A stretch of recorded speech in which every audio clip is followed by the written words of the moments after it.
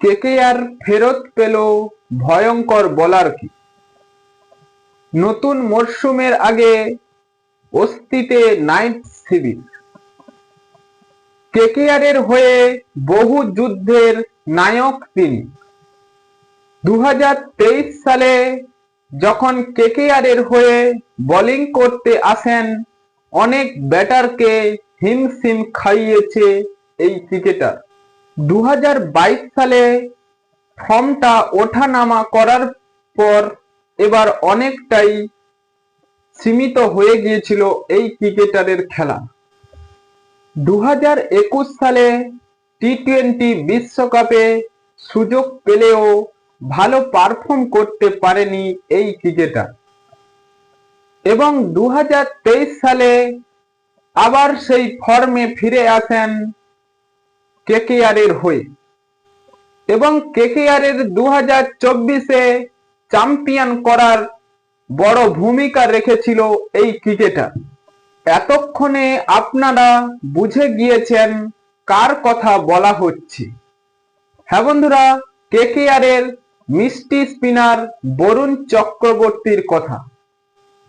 2023 ও 2024 সালে ভালো পারফর্ম করার জন্য এবার টি-20 ক্রিকেটে জাতীয় দলের হয়ে চান্স পেয়েছে এই তারকা ক্রিকেটার, এবং তারপর আর ফিরে তাকাতে হয়নি তাকে।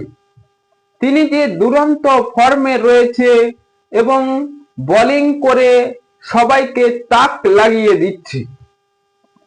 তিনি কেকেআরের মিষ্টি স্পিনার হয়ে উঠেছেন। ভারতীয় দলে ফেরার পর তিনি ম্যাচ উইনিং পারি খেলেছেন এবং দুরন্ত ফর্মে রয়েছে বরুণ চক্রবর্তী। এবং ইংল্যান্ডের বিরুদ্ধে প্রথম টি-20 ম্যাচে ইডেন গার্ডেনে তিনি দুরন্ত পারফর্ম করেছেন। মাত্র 4 ওভার বল করে 26 রান দিয়ে 3টি উইকেট তুলে নিয়েছেন। তিনি তার প্রথম ওভারে বল করে তুলে নিয়েছেন 2টি উইকেট। হ্যারি ব্রুক এবং লিয়ান লিভিংস্টনের মতো ইংরেজ ব্যাটারকে তিনি আউট করে দিয়েছেন, এবং আউট করেছে 64 রান করা জস বাটলারকেও তিনি আউট করে ব্যাবিলনে ফেরত পাঠিয়েছেন।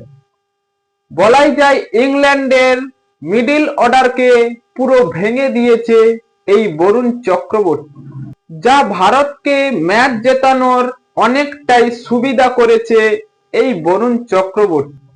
সামনে আইপিএল মরশুম, তার আগে কেকেআরের এই মিষ্টি স্পিনার ভয়ঙ্কর রূপে প্রদর্শন করছে, যা কেকেআর ম্যানেজমেন্ট অনেকটাই অস্থি ফেলছে।